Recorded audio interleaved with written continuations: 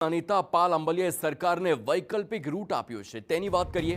વીજ લાઇન મુદ્દે પાલ આંબલિયાના સરકાર પર ગંભીર પ્રહાર। ખરાબાની બદલે ફળદ્રુપ જમીનમાંથી વીજ લાઇન પસાર કરવાનો આરોપ છે। નકાશા વડે વૈકલ્પિક રૂટ બતાવી સરકારની નીતિઓ પર સવાલ કર્યા।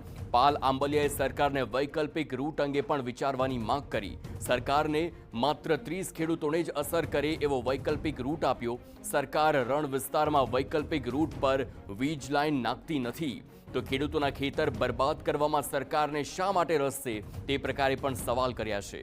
તો વધુમાં પાલ આંબલિયાએ સરકાર પર પ્રહાર કરતા કહ્યું કે ભાજપની સરકાર ખેડૂતલક્ષી હોવાની માત્ર વાતો કરે છે। તેમણે જણાવ્યું કે તેમના દ્વારા મોરબી, જામનગર અને કચ્છમાં કલેક્ટરને વૈકલ્પિક રૂટ આપી વીજ લાઇનનો રૂટ બદલવાની માંગ કરવામાં આવી। તેમ છતાં સરકાર દ્વારા કોઈ પણ નિર્ણય નથી લેવામાં આવ્યો।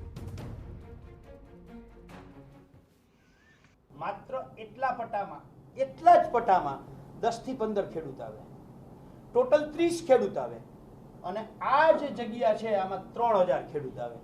હું જાહેર માધ્યમોના માધ્યમથી ગુજરાતના નાગરિકોને કહેવા માંગુ છું કે આ સરકાર કેવી ખેડૂત લક્ષી છે। 3000 ખેડૂતોને બરબાદ કરવાની જગ્યાએ માત્ર 30 ખેડૂતો અને સંપૂર્ણ ખરાબામાં નીકળે એવી લાઈન શું કામ નથી કાઢતા?